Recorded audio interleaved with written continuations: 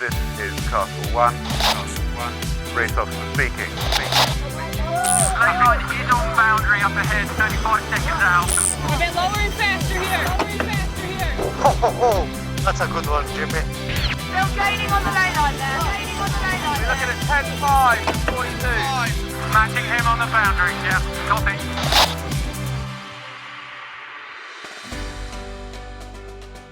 We are back, my dear podcast listeners, back for another season of revealing behind-the-scenes podcasts with the biggest names in the sport of sailing. Wherever you listen to us from, thank you so much for joining us. I hope you've been able to find some time to get out on the water. It's been a busy summer here in Cowes. We've had a short summer break away from the podcast, but we've still been putting in the hours. We've got a few fascinating interviews lined up for you over the next few editions. And we start this season with a chat with one of the sport of sailing's biggest names. More of that in a second. Thanks to everyone that got in touch at the end of season 3. Your support means a lot. And to those of you that have tuned in on YouTube to check out my season of double-handed offshore sailing, a big thanks as well. Since our last podcast, I managed to sail non-stop all the way around Britain and Ireland. Double-handed, of course, with one-time podcast guest and undisputed British offshore legend, Dee Farry. Dee and I spent 2 weeks on the race, a very light wind affair. I don't think either of us were originally expecting it to take so long. And we filmed the entire way around. If you're interested in offshore sailing and want to check it out, head over to the podcast page on YouTube. There's a 6-part behind-the-scenes series of our offshore summer, culminating in the big 1,800-mile race around Britain and Ireland. Let us know what you think. Well, back to the podcast. I can't quite believe we're on to season 4 already. 3 seasons already in the bag. And if you're new to the pod, check out the previous editions. There's hours and hours of behind-the-scenes chat with some of our sport's biggest names. And for this season, we've decided to keep going with buymeacoffee.com. So thanks to everyone that's helped support the pod. It makes a big difference. And if you enjoy listening to our ad-free podcast and want to support, then it's all very simple. Go to buymeacoffee.com/sailing podcast. It's super quick, super easy, and it's greatly appreciated.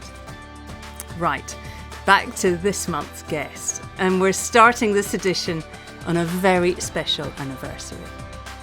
39 years to the day since the sport of sailing changed forever. 39 years since the longest ever winning streak in world sport finally came to an end. 39 years since this month's guest skippered Australia 2 across the finish line to end 132 years of America's Cup dominance by the New York Yacht Club. We talk about these numbers a lot in the media, but think about it.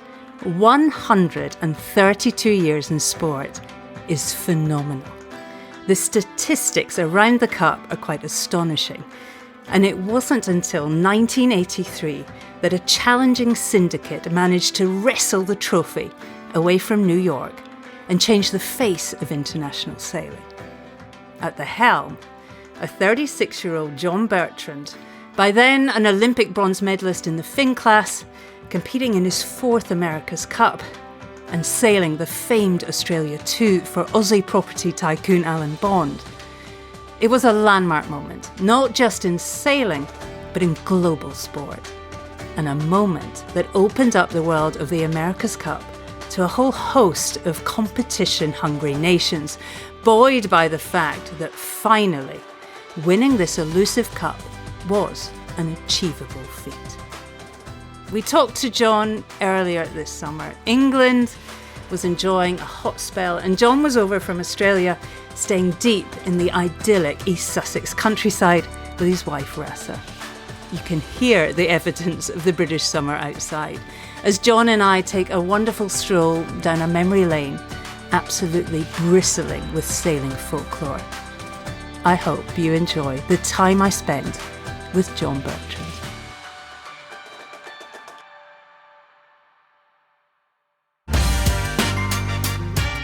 And you never bet against the Yanks, you know, they'll eat their grandmother if required. I then started to love the smell of gunpowder. I loved competition. In 1970, it was Lambs to the Slaughter. John, you've been top of our podcast wish list since we began all those years ago, and here you are finally. It's been well worth the wait. Thank you so much for joining me. Oh, my great pleasure. We've tracked you down in the wonderful English countryside, just outside Brighton. The cows are mooing outside, the birds are tweeting, hopefully not too loudly outside the door. What have you been up to? What brings you here?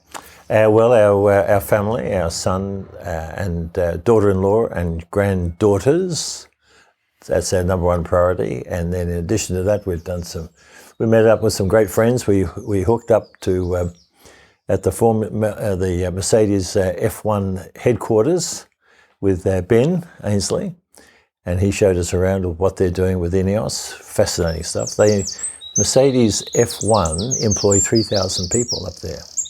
It's remarkable, big business. Anyway, so the Ineos thing was really of great interest. No pictures allowed, of course.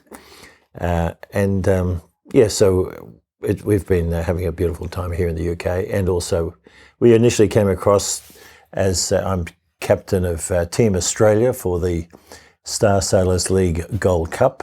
So we met the organisation and helped in the inaugural launch in Lausanne earlier in our trip.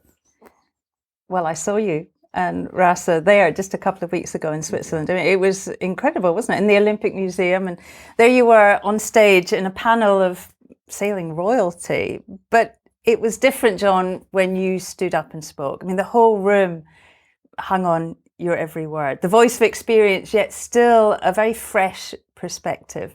I was curious if you get that, how people really listen to what you have to say.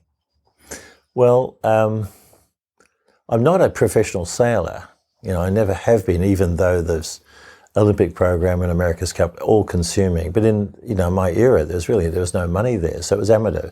But you know that, you know, you with all your Olympic experience and Olympic gold medals, plural, money was not part of it. It was just the dream. It was his passion, and that still is the case with the people in the audience. You know, most of these people, you know, some of them are professional sailors, but others are just pure, you know, just love the idea of going higher, further and faster. And that's where I come from. You know, when I was a little boy and when we first went sailing in a sabo, I was mesmerised by the bubbles going past.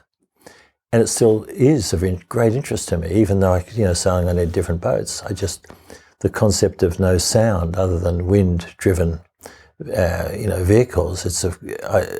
I'm a romantic person in that regard. You dodged the question a bit. I mean, I just felt you had a real presence there, and I sensed that in the room, which was really lovely to see.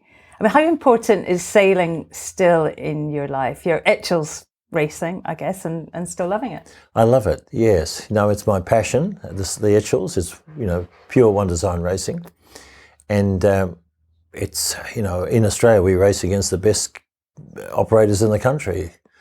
We've had a program on the Sydney Harbour. My boat's up at Sydney. I live in Melbourne, but up at the Royal Sydney Yacht Squadron. And, you've got Ian Murray and Matt Belcher and Olympic gold medalists and America's Cup sailors and all on the start line duking it out and then trying to play the wind shifts on Sydney Harbour. It's really cool. It's fantastic. And I've been recently sailing with a four-man team. I rang up my good friend Victor Kovalenko, the medal maker. And normally I said, I need your help, Victor. And I said, I need 3 young guns on the boat. So Victor produced 3 470 sailors. One is 52 kilograms. It's just great stuff. And I really enjoy the, pulling that little team together as well over the winter time. You need all 3 of them to pull the guy back, I guess. Yeah. I mean, you've had some massive names sail with you in the Etchells. Sir Ben Ainsley, Tom Slingsby, Glenn Ashby, Tim's cycling buddy, the famous coach Dog Palfrey. I mean, it's been a factory of talent. Yes. I'm in a situation where basically people say no. They do not say no, I should say, when I ask them. So for better or worse, that's, from my perspective, that's just fantastic. So I remember when coming back from London in the plane with Raza quite a few years ago, and decided to get a new Etchells, and she said, "Who's going to crew for you?" And I said, "Oh, I'm not really sure." So she said, "Why don't you get Ben?" I said, "Why not?" So I gave him a call, and they said, "Let's do it." So Ben came across, and we won the Nationals, and we were close to winning the Worlds, which still irks Ben and myself, but we didn't win it. But it was just fantastic, and having Doggy on the boat as well. So, I reckon that was a hot team. I love that. I guess when John Bertrand calls you up, you just say yes. I've spoken to Tom Slingsby about you, and for him, it was really life-changing sailing with you. Not only did you go on to win the Worlds with him, but subsequently he became a true friend, and you're a real mentor. He said you're the first call if he needs a hand with some tricky decisions. I mean, that's a special relationship. It must mean a lot. Yes, it is. Yes, I'm fortunate to, you might say, be a mentor to a few of these characters around the place, and Tommy is, when we first met him, he really couldn't put two words together. He was so shy, a shy laser sailor. How it happened is that Ben had other things to do in terms of America's Cup, so he couldn't continue on with the program, which was to endeavour to win the Worlds in Ireland, way back in 2010, actually. So Doggy was involved, and he said, "Look, we should have a chat to this young kid, Tom Slingsby." So we got Tom along, and he was so shy. He'd sit on the couch, he wouldn't say boo, come out on the boat, and all of a sudden he was alive, this kid. So tuned in to wind and water and wind shifts and clouds, and he was just fantastic. The natural talent. So it was just wonderful to. Anyway, so Tommy joined us, and we went on. We won the Worlds, and that combination was fabulous. And again, helping this young boy grow. He's now a man, of course, and watching him and helping him. With his career to a little bit, that's of great. I have a great pleasure in doing that. Slingsby's really on fire now, isn't it? I mean, his stock's high. What was your advice when he was offered a role at American Magic? I've known about it for quite a while, and it really got down to, my opinion, it got down to the respect that the syndicate had to have for Tommy for it to work. And that was really the key. So it was really basically the negotiation, and for Tommy not to jump in, with his nationality rule, he only had no choice. So it's worked out very well, I think. And I think that he'll be fully utilised now that the results at the Sail GP. It's a phenomena what Tommy and his team are doing at the moment, and he'll be fully utilised with that America's Cup project. But it's all about respect, again, because of the respect between these individuals. Tommy and Paul have been around quite a while now, cross paths. And, one of these things, any of these things, it's about when an organisation focuses externally instead of internally. If it's internal, where there's a battle, whatever, then that can tear the organisation apart. It's like cancer. But if indeed the so-called enemy is external, then all hands to the pumps. And I think that will be the case, almost certainly. John, we have a lot to talk about. Normally at this point, I delve back into your childhood, but with you, your sailing story starts way before you were even born. Your family has a long-standing relationship with the America's Cup. Tell us about that. Well, my great-grandfather was an engineer in Southampton, where Sir Thomas Lipton's boats were built. And, the family stories goes way back then when he was involved in building two of the Shabrocks in that era, and the best engineers in this area of the world were Scottish.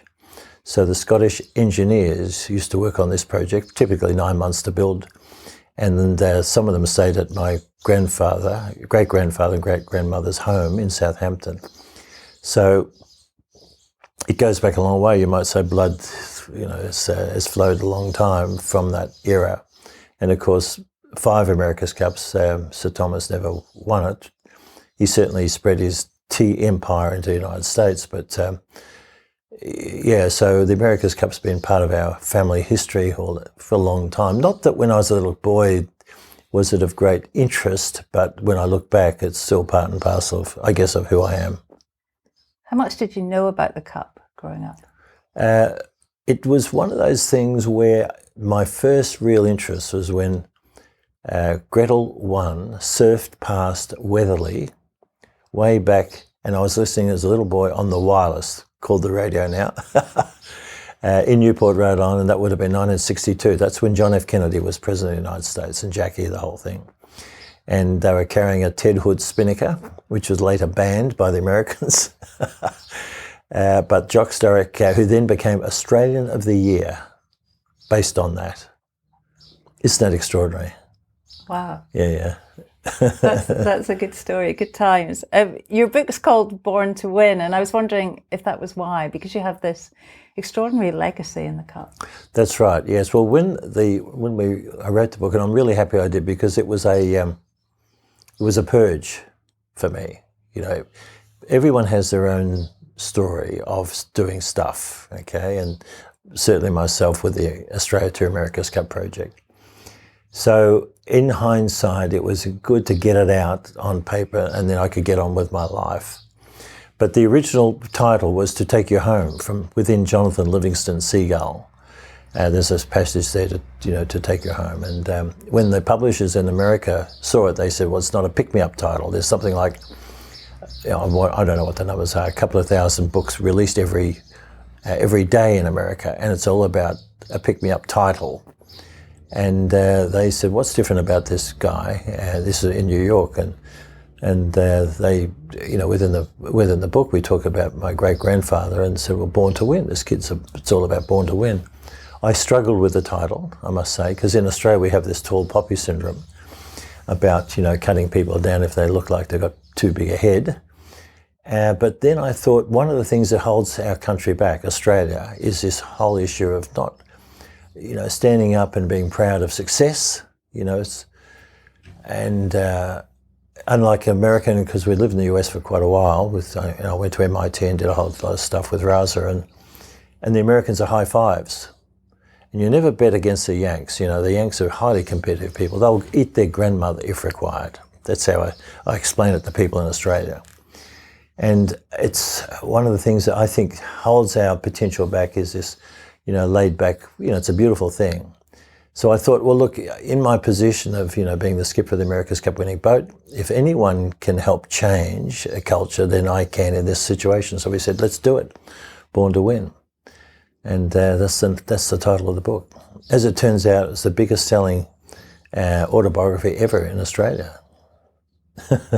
It's a good title and it's a good book. I can vouch for that because I've just reread it. I mean, it's full of incredible nuggets. You don't tire of it. So well done with that, John.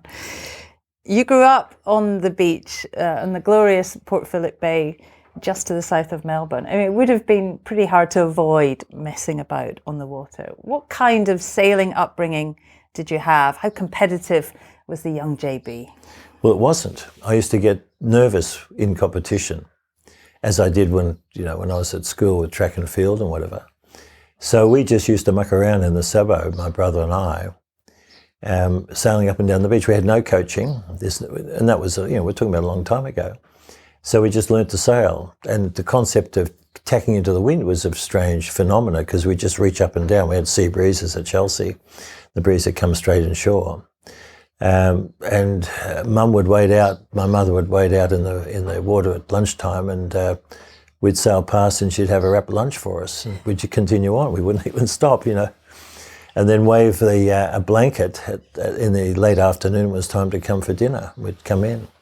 So that was us. Summertime. Wintertime we'd play football, and summertime muck around in boats.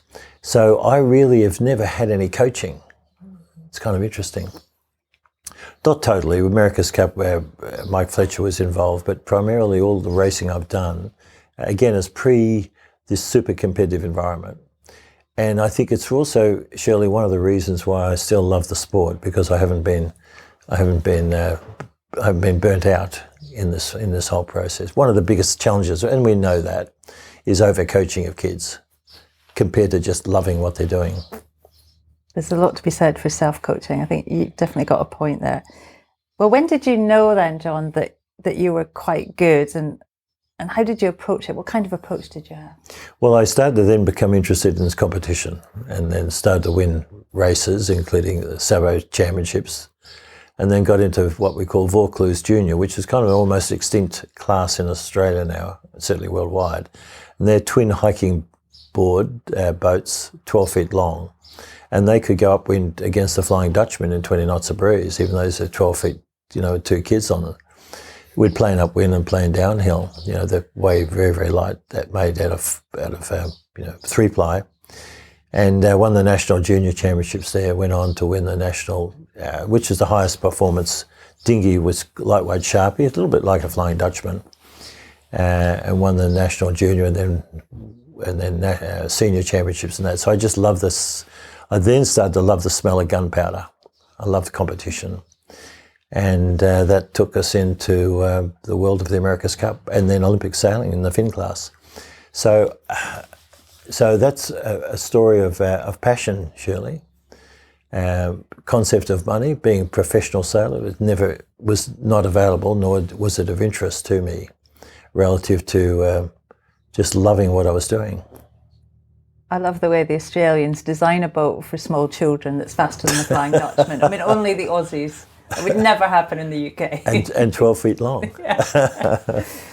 As you say, you and your brother were winning state and national championships. Sadly, though, your father died when you were only 15 years old. That's a massive moment in a young boy's life. How did it affect you then and after? Yes, well, Dad worked 7 days a week. We didn't have any money. When Dad died, we didn't have enough money for the funeral.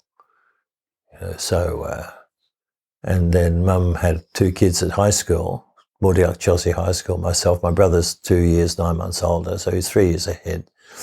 And it was one of those situations where, regardless, Mum knew, and Dad, that we had potential if we really want to apply ourselves. So even though we didn't have any money after Dad died, 15, she still was able to save enough money to buy a new VJ, which went on to win the national championships over in Perth.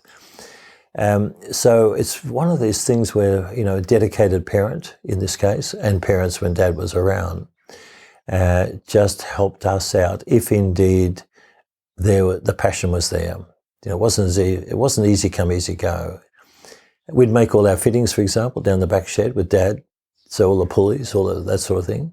Why? Because the fittings that you could buy at the marine store were never light enough compared to what we needed. So pretty much everything we made, except for the actual hulls. And that was our world. So it was a big deal, obviously, when Dad died, 15, and he was a major influence in our life. Mum then had to continue a business which wasn't generating much money. But typical of that, she was able to borrow some money from the local bank after being knocked back 3 times. Borrowed enough money, built a whole. We made teddy bears, Burlex toys, soft toys of teddies and koala bears and so on. Took new samples to Sydney, hired the biggest suite at the Hilton Hotel, and instead of going cap in hand with teddies in a suitcase to the major department stores, she got the buyers to come to her. So we're not talking about having an MBA from Harvard or anything like this. This is just survival. And she sold a year's production in 1 week. Okay, came back and then rebuilt the business. So it was typical of my parents, sort of never giving up. That's, I guess, part of what runs in the bloodline. An impressive lady. How important was school to you, John? And at that time, what was the landscape like in Australia for a young talented sailor?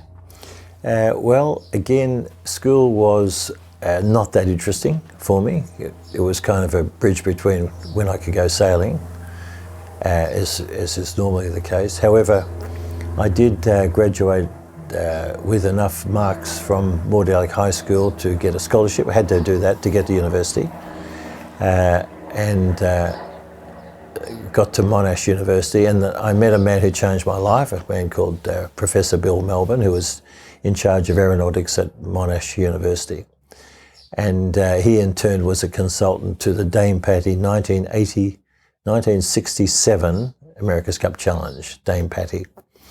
So he had obviously an interest. He's an aero engineer, but he changed my life in terms of my interest in the whole area of fluids. And I was able, as a result, when I graduated from Monash, and would you believe my thesis topped the university? And I've never really done much in academia, but again, you know, it's just passionately involved. The title of the theses were very simple: the optimum angle of attack of America's Cup sails. That's pretty focused. Oh, very focused. Using lifting line theory, which is still relevant to today, would you believe, and all that stuff. Got to MIT in the United States, and that was again changed our life because Raz and I just got married, and so on and so forth. So, school, as it turns out, was a very, very important part of understanding the nuances of the world of engineering, and in particular the world of high performance sailing, which included the America's Cup. How did you get your first taste of the America's Cup world? How did it happen? When I was invited by Jim Hardy to try out for the 1970 America's Cup Challenge, a project called Gretel 2. And so 1969, went to Sydney, and I stepped on their training boat, a boat called Vim. And I went a 20-ton boat in the water, and I'd been sailing lightweight Sharpies, which are super high performance, you know, playing upwind and downwind everywhere, trapeze driven. And nothing moved.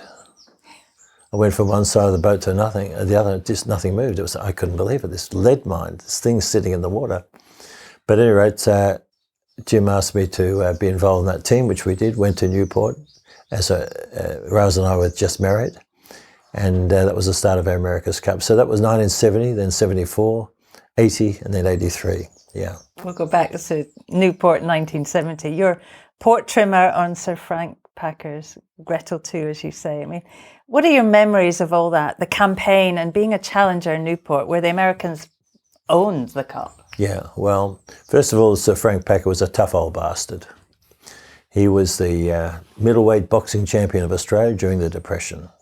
Okay, a self-made, in that case, multi-millionaire, and he didn't suffer fools. So he's first challenged in 1962. So we're now talking about the history of the America's Cup in Australia. You know, really of great interest to the Aussies. So Frank, who controlled media in Australia, he challenged in 62 with Gretel 1, and then Gretel 2 in 1970. So Frank was the Sir Frank. Raza kept him alive. He was suffering lack of oxygen, so she used to give him the oxygen, being a nurse, out on the Newport, Rhode Island, while we were being hammered by the Americans. She used to say, "Come over here, girlie, I need more oxygen." So Raza would come across with the oxygen tank. And so 1970, it was lambs to the slaughter. The Americans were just so much better in terms of match racing. Our boat was faster, just slightly faster. Gretel 2 was faster than Intrepid, certainly in light medium conditions. And we won one race. But the fact is, the rest of the part just didn't. Going out to the first race, for example, we put on a new headsail, which we'd never seen before, which we used in the first race. So the whole program was way behind time. But lots of learnings from a project like that. They were wanting to ban Microsoft software because it was American designed. The America's Cup started before the US Civil War. Alan was 34 years old when he challenged for the America's Cup. Technically broke at the time. How much better were the Americans? How high was the bar? Oh, very high. They were practiced in the New York Yacht Club system. We've got some beautiful birds outside. Isn't that great? Yeah, we're in the country. The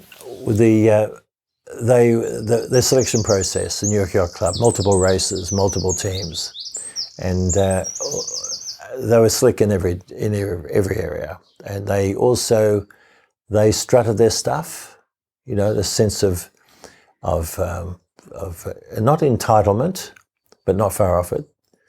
But certainly the owners of the America's Cup. And one thing that became clear to me was this whole issue of the psychology of taking on the United States of America when no one had ever, come within cooey of winning this crazy event. Looking back to that period, and obviously the Cup just stayed in New York. It had been there for over a century. I mean, looking back, it wasn't really fair competition, was it? Yet syndicates still went over to take it on. They certainly did. You know, so when Gretel won, surf past Weatherly way back in 1962, with the President of the United States watching, you know, big deal in that era, out on the boat. Australia was using American sailcloth, including Ted Hood designed spinnakers. So that was banned thereafter. You know, we had to create our own sailcloth, and everything had to be designed. At one stage, you know, later on in the America's Cups further down the track, further through, they were wanting to ban Microsoft software because it was American designed. You know, so that was their interpretation of York Yacht Club. So they made it pretty hard, clearly, and there were a lot of steps and stairs to be able to overcome the York Yacht Club's interpretation of the deed of gift. They kept going though, didn't they, the syndicates? Why? What is that kept people like Packer going? It was Everest. No one had ever done. It was the 4-minute mile. No one ever got through that invisible barrier. But it was the Everest of not only sailing, but of sport. And that's really what it was. The America's Cup started before the US Civil War. Remarkable, and been successfully defended for all different reasons. But generally better organisations, the US syndicates, compared to anything that came about. And it was that Everest of sport that was there, and it was a fascination to many people, entrepreneurs, including us Australians. You stayed in the US afterwards, learned the sailmaking business at North Sails, and started fin campaigning with little resource, pushing for a medal at the Munich Games. Even then, Olympic success was in large part about attention to detail. How did it go? Well, the 72 Olympics, so basically Robbie Doyle got me into the fin. He was a medical student at Harvard, and I was doing a postgraduate science degree at MIT. And being beaten up in interclub dinghies on the Charles River, these kids were damn good. You know, the knowledge of the rules and so on. So in between, classes, I'd go out in the interclub dinghies, and the competition was red hot.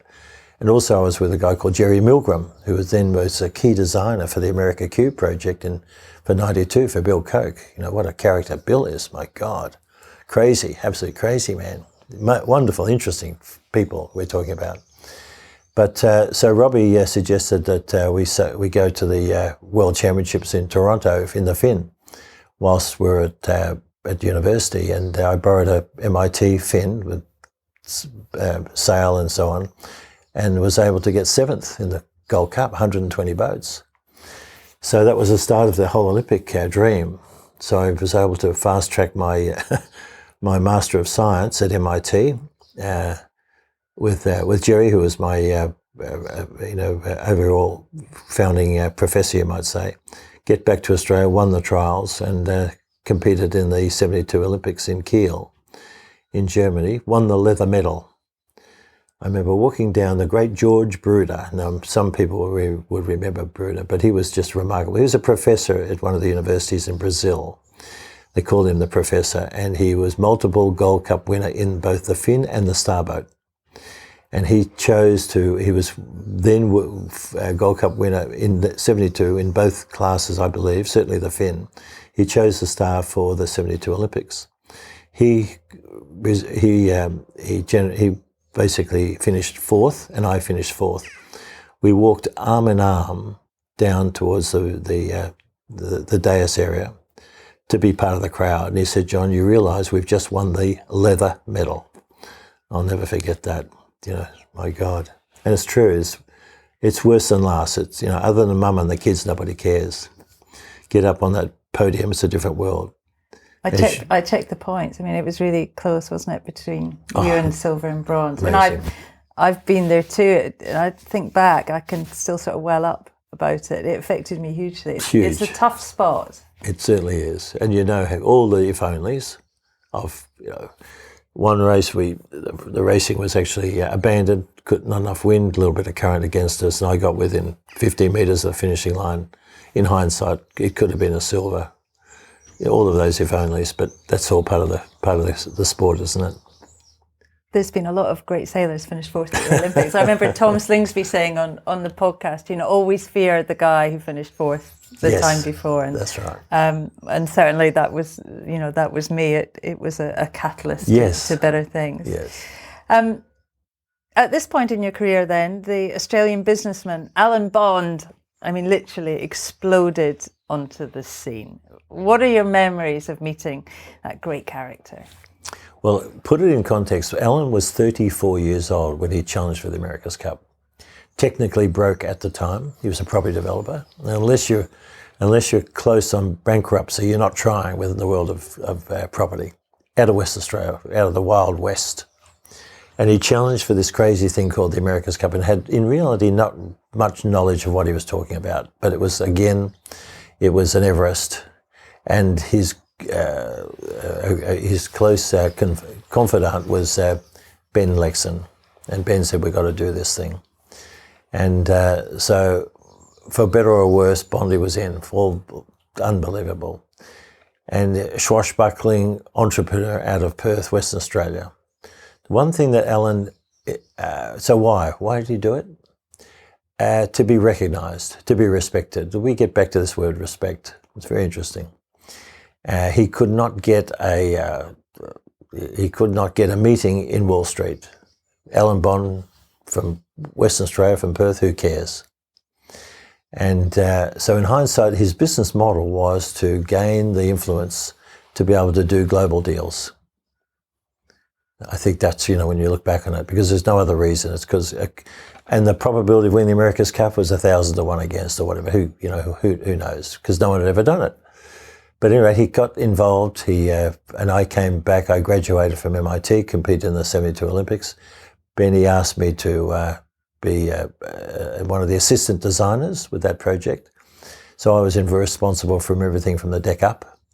When our first child was born, I'm not proud of it, but 10 days after Lucas was born, I went to Europe for 3 months working on sailcloth development with Bainbridge. You know, it had to be non-American. All of this stuff is.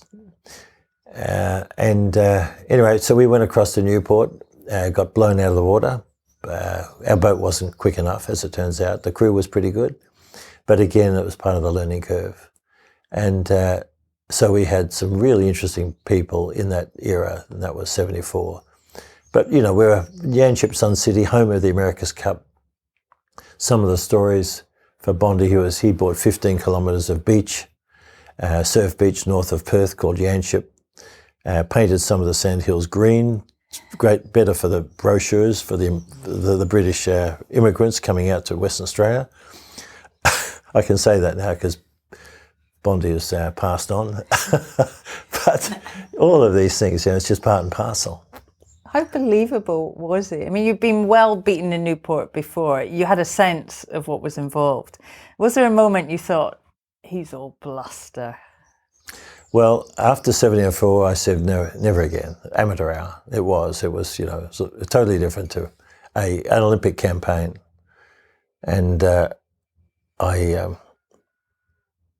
one of the stories, just to give you a quick overview of Alan, is that running out of money, he sent a note through to Elcan, because at that stage he'd controlled Swan Brewery, a beer manufacturing company in Australia, distribution.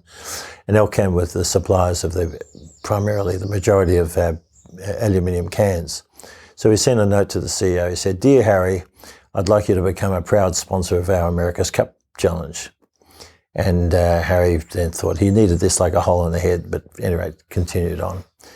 And he sent a note to the chairman of the board and said, Mr. Bond would like us to be a sponsor. Being a very, very important customer, they said, yes, let's do it. So Harry sends a check back for $25,000. And immediately Alan sent a note straight back to Harry saying, thank you, Harry, for your deposit.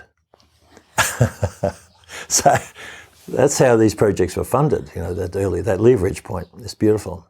So, but anyway, after the 74, I said, never again, this is amateur hour. Focused on the 76 Olympics, got onto the podium with a bronze. Alan and the team competed in 77, learnt more. But I came back in 80 after we boycotted, interestingly enough. You've just skipped a whole decade, John. You're trying to get the podcast done and dusted. All right, let's go back to your question. Let's go back. I want to go back to that 74 America's Cup. I mean, I've heard you talk about sports psychology a lot over the years, the magic of team building particularly.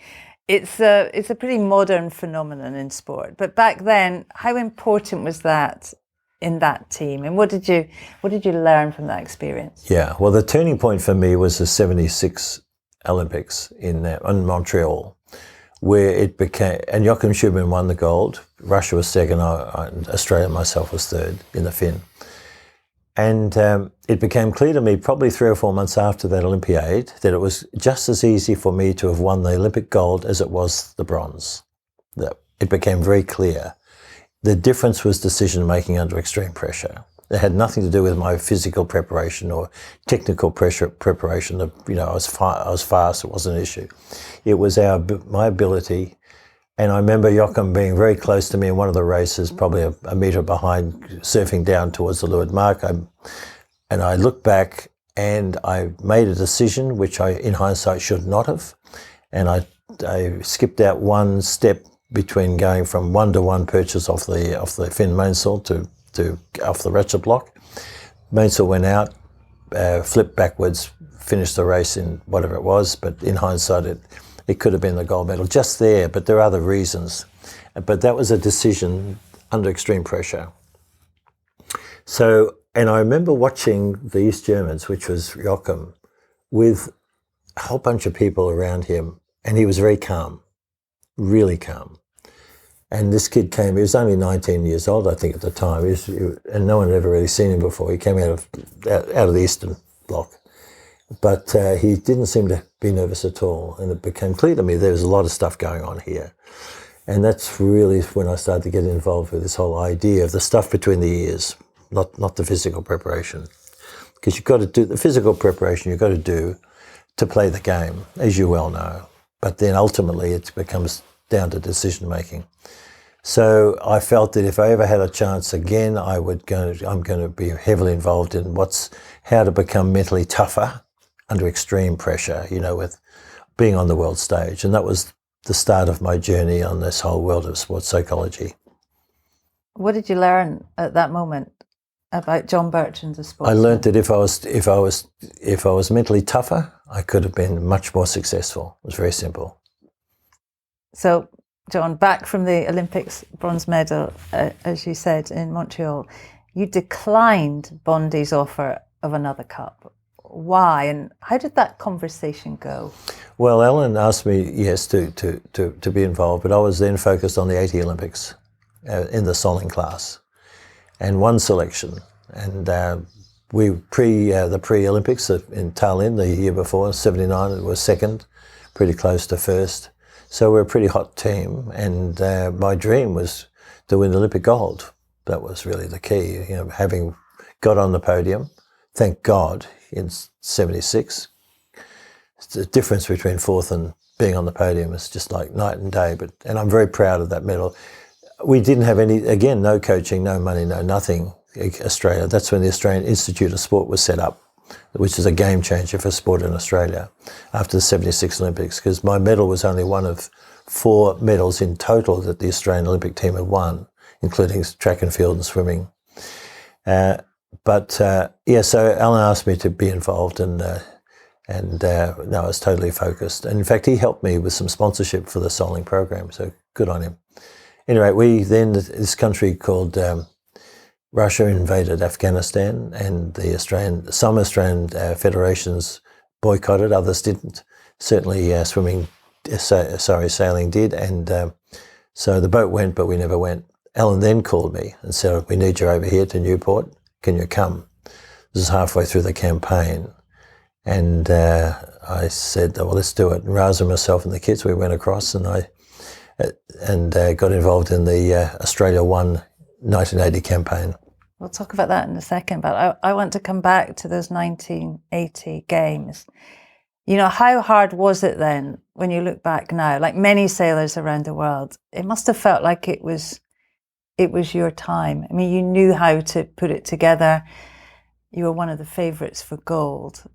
How hard was that moment? It was obviously difficult. I read about it in the newspaper that we're boycotting. They didn't even have the decency to call directly. So the politics within the sport of sailing, and in most of these sports, was crappy. It wasn't good. So myself and my team had spent 3 years in Europe campaigning, getting ready, and to read about the newspaper that we weren't going was, it was really tough. The federal government sent me a check for $2,000 for compensation, and that was it, and no recognition and no nothing. So, but life, you move on. It's part of the deal. You can't live in the past. And the campaigning, sailing against people like Buddy Melgers and these characters, just fantastic. Robbie Haynes. So it was a real, eye-opener to see these other characters, the way they operated as well. I read a bit in your book about this time where you're pro sailing a little bit internationally, and Dennis Conner asked you to sail with him in an offshore race. Why did you think he asked you? And tell us the truth. What was he like to sail with, and what did you learn about him? Yeah, well, I sailed on Willowar, which in the SRC regatta with Dennis. Yes, he asked me. Typical of Dennis, he'd be searching for talent. And that's one of the things, very, very open-minded, very lateral thinking. Dennis was a game changer within the world of America's Cup, within the world of Congressional Cup match racing. He'd have a big truck with all this equipment, even for the match racing. Everyone else was, out of a briefcase, out of a duffel bag. So I was working for North Sails then in preparation for setting up a sail loft in Australia. And after the 76 Olympics, and primarily Dennis gave me a call, so let's do it. And we both won bronze medals in 76, so we knew about each other. So what did I learn from Dennis? Really interesting stuff. He would be asking advice of everyone on the boat, from the bowman right through to everyone, on different tactics, wind coming down. In other words, he was empowering people. Really interesting. Now, a lot of cases, most of these people have never been asked their opinion at all, but that was Dennis. So in pre-start, he'd set the boat up, Willowar, so it was, I think it was probably a 47-footer. It was a Peterson design. And, we're, let's say, 200 metres from one of the pins, and he said, okay, how many seconds before we get there? And everyone would throw their thoughts in. So he was empowering the organisation from bow to stern. And it was really interesting in terms of team building. And that was Dennis's natural way of bringing people together for the race. Afterwards, he wasn't that interested in hanging out with the team. Very interesting. So it's kind of like a, different split personality. But on the boat, very, very interesting character. And highly naturally talented as well. However, he told me that he'd never won a yacht race, even though he'd been trying, until he was about 15 or 16 years old. So he didn't see himself as naturally talented. He just felt that he knew how to work harder than other people and put it together. But very, very intelligent person. Interesting. That's probably why he always prepared. No stone left unturned approach. Yes, he wrote a book which was about, if you're out practice, out fundraise, and there's no excuse to lose. And that's a pretty good starting point. As you say, you were late into that 1980 campaign. campaign's not in great shape. You're late into it. What's your memories of that? How hard was it? Well, it was really hard. First of all, in typical Bondi manner, Alan asked me to come across as a sailor's tactician on the boat. Well, Ben Lexon was tactician, and Jim was the skipper of the boat, and Ben read about it in the newspaper that I was coming across as tactician. So he got so mad, he put his fist through the wall and broke his wrist. So when I met Benny, he had a plaster cast. When I went into Newport, so I thought, my God, like, Benny, what did you do? So I broke, but anyway, I found out that the guy was really pissed that I was observing his role. Well, then the question, wow, awkward. It was really difficult, and Benny was, he was right into the whole tactical thing with Jim. So then the question is, what do I do? And very interesting stuff. And this is, God bless her, Raza. I thought, look, there's no way I'm going to sail as port trimmer again, which I did all those years earlier. I'm going to, let's go home. This is bullshit. And Raza said, no, stick around. And that's advice I gave Ben Ainsley in 2012 when he was about to go home with that catamaran program all those years ago. So anyway, I stayed around, sailed as port trimmer, and as it turns out, it's the best thing I could have done. We got hammered by the Americans yet again, but then at the last race, Alan sprang onto the stern of the boat and said, we're going to do this thing again, typical of Bond, never giving up. And in addition, Bertrand's going to be the skipper. Without asking me, of course. That's quite something. I mean, how did you feel about all of that and that role at that time?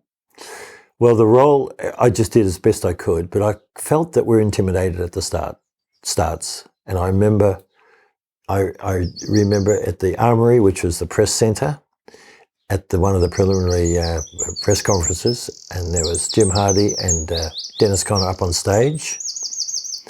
And I sensed the intimidation of the great US of A machine relative to the little Aussies. And again, I felt that just reinforced to me that if ever I had an opportunity, coming out of the 76 Olympics and then watching this thing in 1980 and watching the US of A and the US Coast Guard, US Navy, and just generally the way the Americans presented themselves, the high five thing, all of this stuff, I felt that if I ever had the chance myself, I wouldn't allow that to happen. As you say, Bondi promised that next time it would be different, and he kept good to his promise, didn't he? More investment. Designer Benny Lexon, this time with money to invest in proper tank testing and computer power. He drew a radical design. What did you think, John, when you saw those very secret drawings? Well, having been involved in a lot of turkeys in the past, America's Cups, Ellen and myself and Warren Jones, we flew across, we were doing the Admiral's Cup at the time in the Solent, based out of the squadron. We flew across in great secrecy, private jet, across to the Netherlands ship model testing facility in Holland.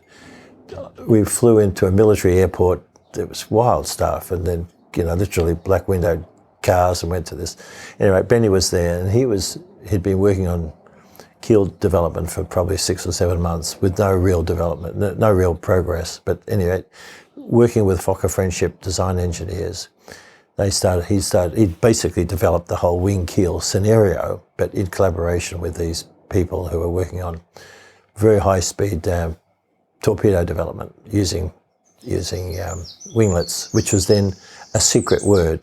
The concept of winglets was not talked about, but it was known. And so Benny then showed us the wing keel boat. I thought, my God, just give us an equal boat and we'll play the game. And I thought, let's not do this. Let's not hang ourselves out to dry yet again. However, the computers, even though very, very rough at the stage, suggested this boat was going to be pretty quick. In fact, would you believe, the computer, and I'm sure Benny had dialed up the coefficients. He suggested, John, we're going to win every race by half an hour. Okay. It's hard to say no. So we built this thing, and with the option of also being able to take a conventional boat as well, which was Challenge 12, which is the sister ship to Australia too, except it had a conventional keel. And built the boat, and radical, like, you know, no one. Benny was he was an orphan effectively, and he went to school at 9 and left at 12, so he was unteachable, and he was the Leonardo da Vinci of our country. And I often think, you know, I have a double degree and all that sort of thing, and I remember a professor at MIT saying that, John, until you put a problem into numbers, you'll never be able to solve it. Working with Benny, and indeed with Alan Bond, it became clear to me that there's a lot more in decision making than just being able to put an equation together and solve it. And so with this whole wing keel, it was way out there. As it turns out, it's now quite common. When we went sailing the first day over at Fremantle, spun it around a few times. It was just unbelievable. The boat could spin in its axis relative to a conventional boat. And Benny immediately said, we've got to change it. There's new ideas. Let's change the stern. I said, Benny, we haven't even sailed the boat yet. It was typical of his enthusiasm. His passion was fantastic. And of course, he was crazy to work with, you know, because everything was always changing. But regardless, the man was brilliant and he wasn't confined to thinking inside the box. This is my point about conventional education, because he was never really taught. But he studied birds. He was interested and interesting in everything he was about. So he was a student of life. He was a sponge, and he was an incredible entrepreneur and raconteur. And it showed up in terms of the way he conducted his life, you know, buying and selling Ferraris and God knows what.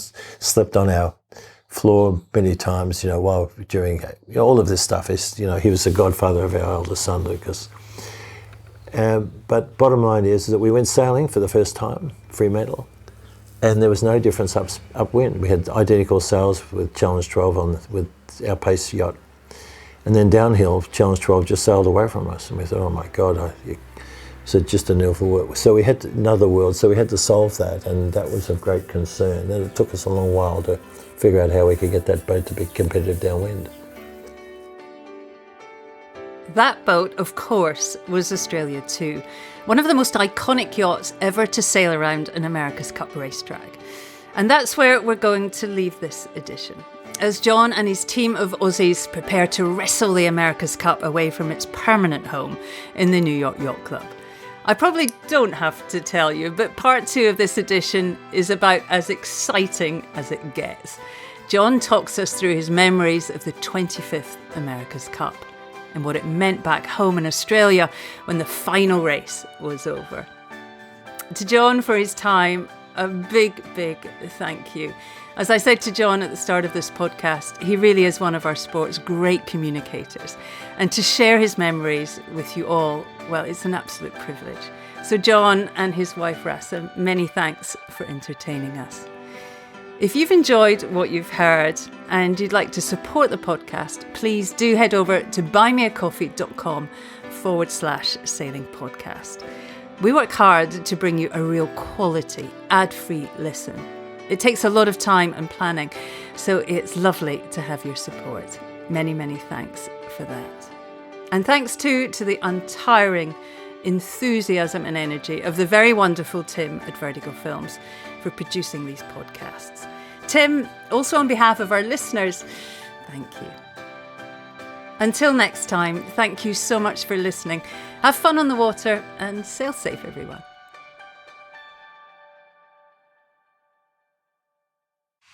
This is Castle 1. Race officer speaking. Lane line is on boundary up ahead, 35 seconds out. A bit lower and faster here. Ho, ho, ho. That's a good one, Jimmy. Still gaining on the lane line there. Gaining on the lane line We're looking there. at 10-5 and 42. Matching him on the boundary, yeah. Copy. This is Castle 1 standing by. Out.